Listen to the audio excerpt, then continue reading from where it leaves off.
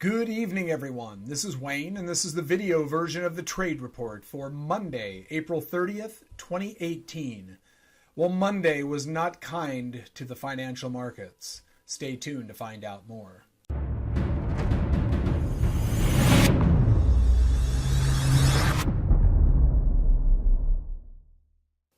Greetings, ladies and gentlemen, and thank you very much for joining me once again here on the Trade Report as we go over the action and activity that took place in the financial markets today. So it is Monday, April 30th, last day of the month, and tomorrow begins a new month, the month of May. And as it is said, sell in May and go away. Will that happen this month? No clue. I can tell you at this point there has been a decent amount of selling coming into May.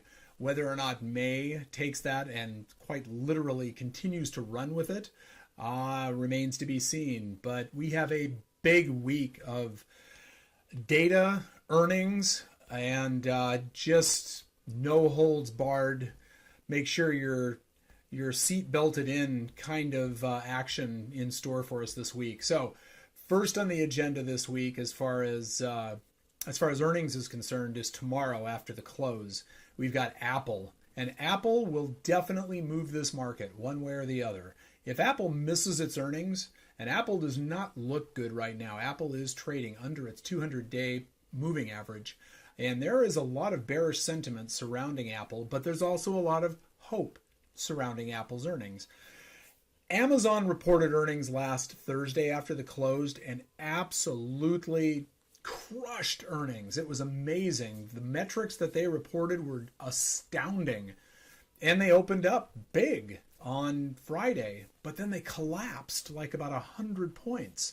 So the only reason that Amazon actually closed higher on Friday is because they opened up with such a big push to the upside as a result of their earnings. And then today, Amazon actually closed lower, and we'll go over that a little bit later. So now, tomorrow, Apple, really the last of the quote-unquote important market companies, important publicly traded companies that will contribute to either supporting this market or basically opening the trap door for price to collapse. And I'm in the camp that says no matter what happens with Apple's earnings, I think we're going lower, folks. We have gone lower with virtually every report that we've had. Now, Facebook was kind of a bucking of that trend, if you will, and it stayed higher. It stayed higher the day after they reported, and I believe it also closed higher on Friday. I'm kind of losing track of that at this point. I was so focused on Amazon on Friday. But Apple tomorrow, again, it's trading below its 200-day moving average, and hopes are extremely high, but there's also a lot of bearish sentiment. So I think, again, no matter what happens as it relates to how they report, what their forward guidance is, whatever Tim Cook says to try to generate some optimism around Apple and what they're doing and how they're doing it, I don't think this market has it in it to stay supported. I think we're going lower. I just have that sense. I really want this market to go higher. It's a mandate for the financial markets to go higher. The natural gravity of the market is to go higher. But when you have circumstances and situations that continually put downside pressure on the market cannot just sit there and pretend that the ceiling isn't getting further and further down. And at this point, and what I have up here is a daily chart of the S&P cash market, which is where the S&P 500 number gets taken every day. And you can see, let me get my drawing stick.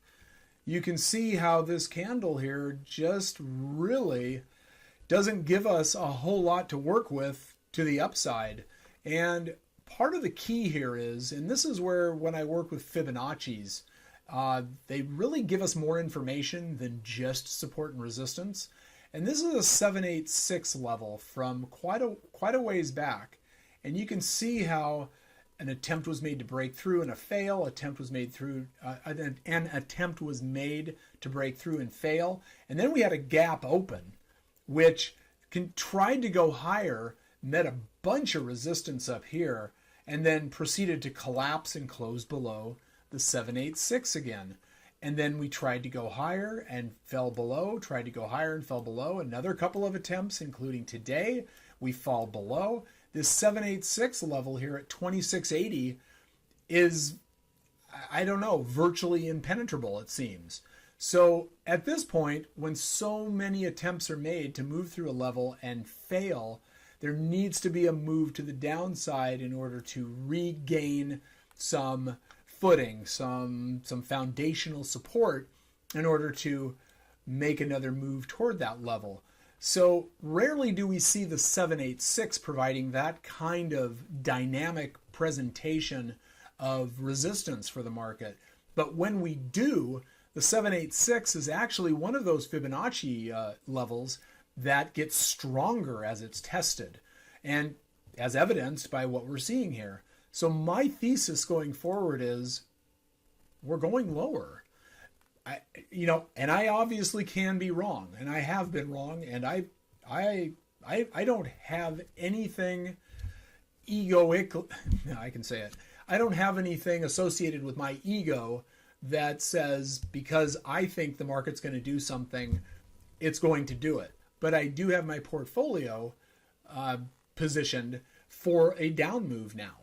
I do have some long positions. I do have some positions in my portfolio that will benefit from the upside, but the bias of energy in my portfolio at this point is geared toward the market moving lower, because that's where I think it's going. And my trade thesis is based upon my market observations, my objective perspective of market energy, my intuitive expression of my market connection, and the actuality of what I'm seeing as it relates to price action and market movement.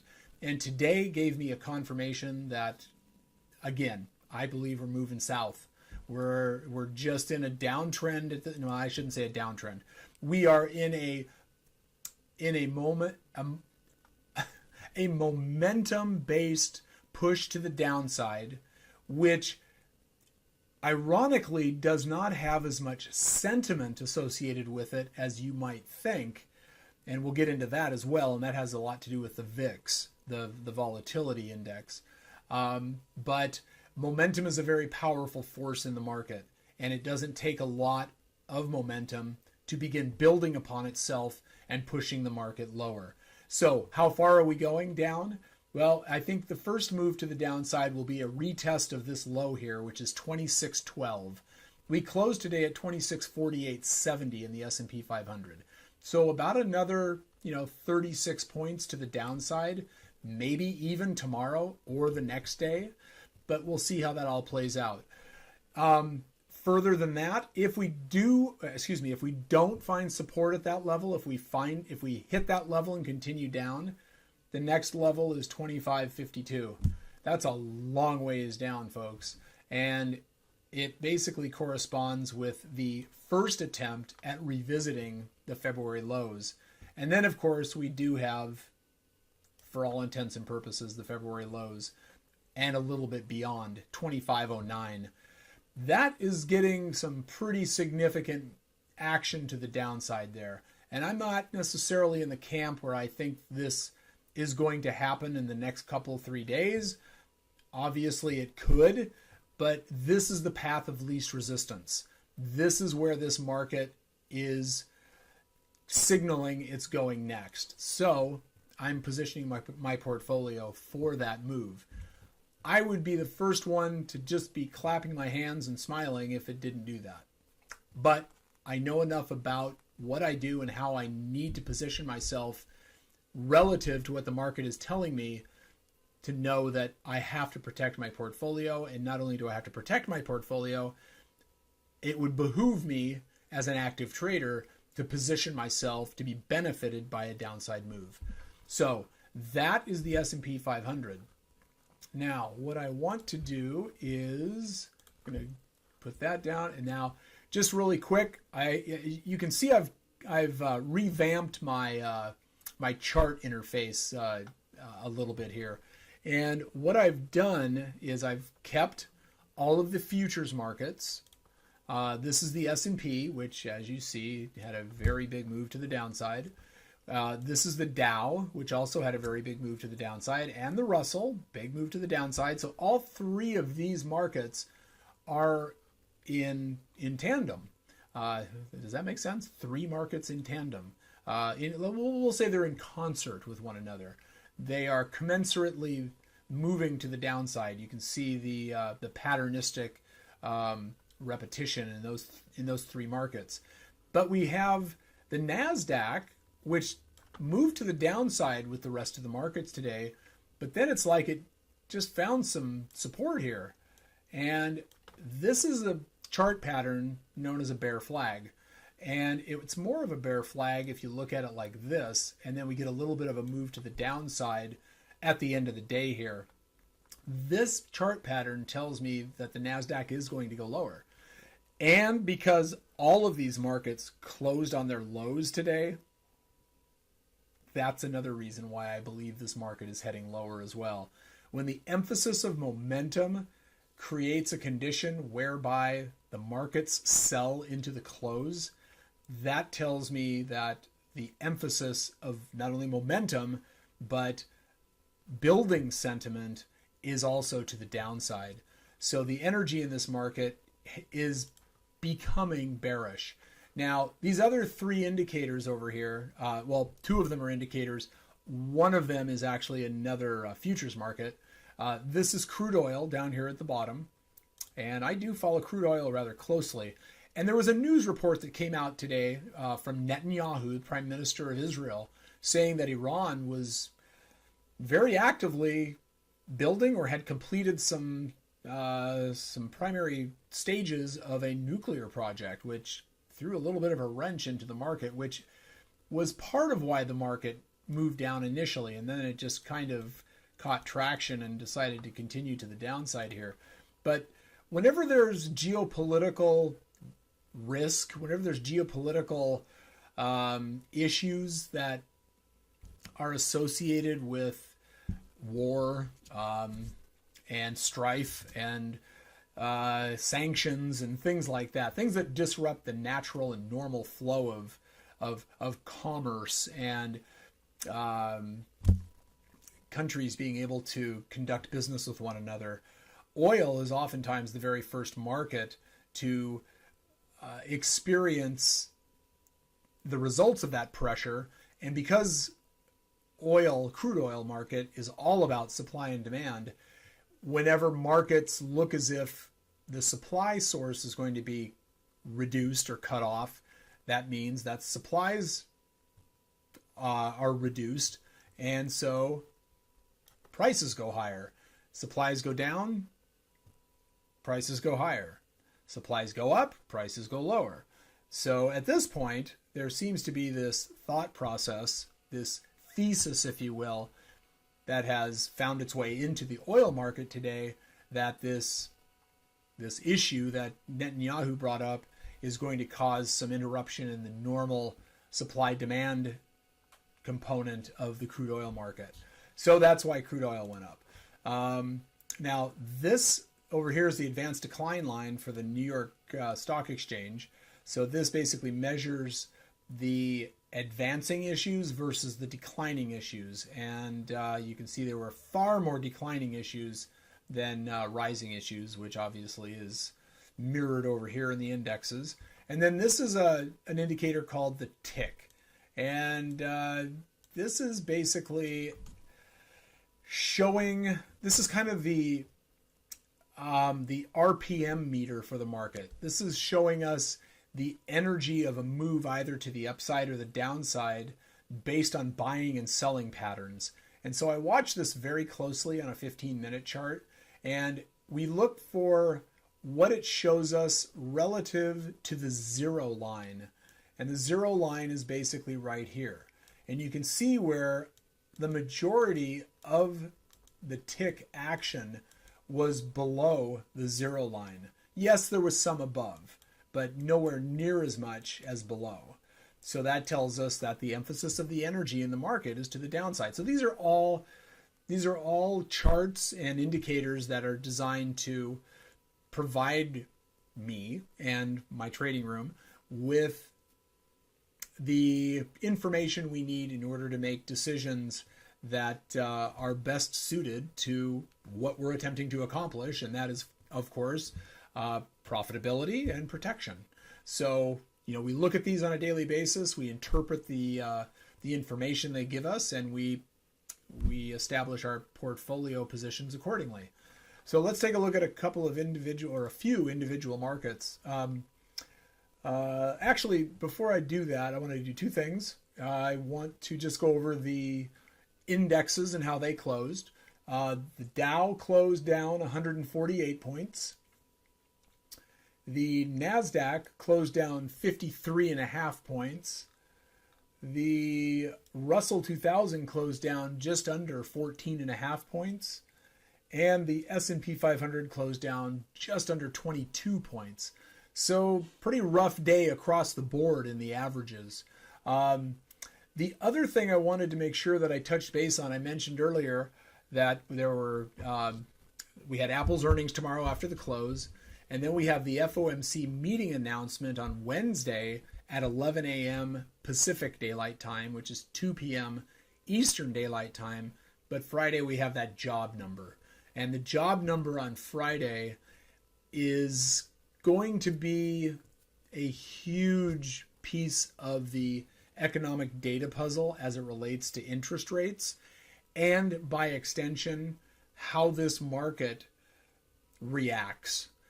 We're going to have a big move on Friday, folks. And up until then, it will be interesting to see how the market reacts to Apple's earnings and the FOMC meeting announcement. On Thursday, I don't think we're going to get much action at all. I think this market's going to be stoically quiet. I think if we get a 15-point range on Thursday, I'll be surprised. Now, all of this is subject to the potential of having a binary event, an unknown binary event, something outside the scope and the spectrum of what we already know is going to occurring. Some kind of an announcement from the White House. Gosh only knows. That's just one example. But from my perspective, my thought process, and where I'm at as a market participant, the fact that the Koreas have basically struck a peace treaty and have, for all intents and purposes, established a first step towards world peace, that's mind-boggling. That gives me cause to pause and go, wait a minute. World peace is bullish. Why is this market selling? It's mind-boggling to look at what has happened in the Koreas and what is happening with earnings absolutely crushing it on their reports and seeing a market go lower as a result. This market is turning bearish. This market's energy is shifting. It's very difficult to remain bullish on a market that can't go higher on the best possible news there is. So all we can do is take it a day at a time here and wonder and observe and look for signs of spring, so to speak. This market just doesn't want to go higher. So on that subject, let's take a look at the VIX here real quick. And get that pulled up here. So the VIX is, it looks like I'm going to have to type that in. Okay. Works for me. VIX. At least I know how to spell it. Okay, so there's the VIX. And, we look at this chart all the time. But we do that because the VIX is an incredibly important metric in our market. Now, what I did this time is you can see this line here that I'm highlighting, this kind of purplish line. That is an overlay of the S&P 500. It's a line chart of the S&P 500. Now, the reason I did this is I just want to show you something, and I find it interesting, and I think you will too. So we closed today on the VIX at about 1584, I think it was, 1593. So if we follow this closing price. Now again, let's remember what the VIX is all about. The VIX measures market volatility, and the market becomes more volatile from a theoretical perspective when prices go lower. Prices in the market have gone lower, but the VIX has also gone lower. So we've got 1594. Now the last time the VIX was trading at 1594 is when the S&P was trading at over 2700. The S&P closed today at 2647. Over 50 points higher was the last time we closed at the same place that we closed today. So the market has gone lower today, but the VIX hasn't been commensurate with that move lower. Now, prior to that, the last time that the VIX traded at 1594, the S&P traded at 2750. So we have this descending price dynamic going on as we get this balancing or this stabilizing of volatility. So what does this mean? We have lower average prices for the price at which the VIX closed today. What's happening is the market is accepting these lower prices. The market is saying, okay, we're lower. We're staying lower. In fact, we'll probably even go lower. Very bearish development in the VIX versus price action in the S&P 500. That is why I overlaid this and wanted to make sure I showed you. Now, this is me building my thesis and trying to extrapolate information from all the different sources of information that are available to me. In no way, shape, or form can I tell the future. That being said, I've been a market participant for a very long time, and I do utilize a number of different metrics that are what I would call non-traditional, not the least of which is my own personal connection to the market, which translates into my intuitive dynamic as it relates to being a trader and an investor. And I really feel like this market's going lower as a result of that aspect of my trader psyche. So that's the VIX. That's my case I'm making for price going lower based on what the VIX is doing. And now what I would like to do is show you Amazon, and we'll make that the last thing we do today, is show you Amazon, because there's a couple of different things I just want to present as it relates to Amazon today. And I don't need to have, let me just, I need to edit this, edit study. Excuse me. When I edit that, I just want to not show it. Apply. Okay, good. All right, so we got all sorts of fun things going on here. No, it's bottom of the hour. Yeah, so it's the quiet time right now for the futures. We've got about another 30 minutes before the futures open back up again after their quiet time. But what I wanted to show you here in Amazon is the fact that Amazon opened way up here on Friday after their earnings report, and they proceeded to just collapse. Now they got held up here at the 100% symmetry resistance, which became support, but today they tried to go higher but couldn't and went lower and broke below the 100% symmetry resistance, which is now support, but stopped pretty much right at the 786. Now, will this 786 be tested? That remains to be seen. What I am looking at most importantly on this Amazon daily chart is the fact that there is a gap here that needs to be filled. Now, that tells me Amazon is going to go lower. Now, if this adage, as goes Amazon, so goes the market, holds true, then we're looking at some rather significant downside, because this gap that needs to be filled is at 1529 and Amazon closed at 1566 today. So that's another 37 points to the downside that Amazon needs to go to fill this gap. And that's just a technical dynamic in the market. Gap fills are a part of everyday price action in the market. Think of them as completing a puzzle. It's like putting the last piece of a jigsaw puzzle in there.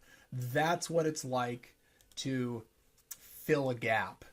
And there's actually trading strategies that are built upon the whole idea of gap fills. But the key point in all of this is the fact that I am looking for that gap fill, and I did go short Amazon today. Now, I did not sell Amazon stock. I bought puts. I bought puts in Amazon, and I am looking for it to do this. Now, I have a very interesting trade associated with this that I will share with you. It's very difficult to describe, and even in my portfolio to show you, it would probably create more confusion than clarity. But what I did is I bought puts. Those puts, when they went profitable, and they actually went underwater for a little while. I bought puts when Amazon was up about $10, and it actually went up about another $10. So I was down a little bit. But it was my trade thesis that they would move lower, and it did. So, and I did buy puts 47 days till expiration. So I have plenty of time for this to work. I do have a mental stop, if you will, a loss on the trade that I am willing to take if it violates my trade thesis, but it definitely complied with my trade thesis. So I've got profitable puts, and what I did is I sold puts against my long puts in a shorter dated contract. So I have a position on there known as a calendar, and what that does is it offsets the amount of risk that I have in the long puts and gives me an income component to the trade. So I will probably do a separate video on a calendar trade that I'll have to set that up, because that is a strategy that is a very powerful strategy to incorporate into your portfolio if you want to become a little bit more diverse and want to begin trading a little bit more actively. And there's risk with every trade in the market, but it's a very, I don't want to say safe. That's not it. It's a relatively low risk trade in the great scheme of things, but I will go into whatever the risk is, in a greater elaboration when I do that video. So right now, yes, I am short predominantly. I have negative deltas on Amazon, but I also have a short position traded against my long puts, which means that I have offset the investment I have in the position, and by extension the risk, and I've created an income component to the trade. So I hope that makes sense. But again, it's a very powerful strategy to position yourself, especially with a stock like Amazon that you really don't know what it's going to do next. But what I am looking for it to do is close this gap. So all of that being said, I think that's enough for today. And let me just bring that back, make sure I've covered everything here. I think I have, let's see, Amazon VIX, market action today. Yes, and yes. So I think we're good to go. All right, folks, trade safe. Trade what you see if you choose to trade at all. Good night and good trading.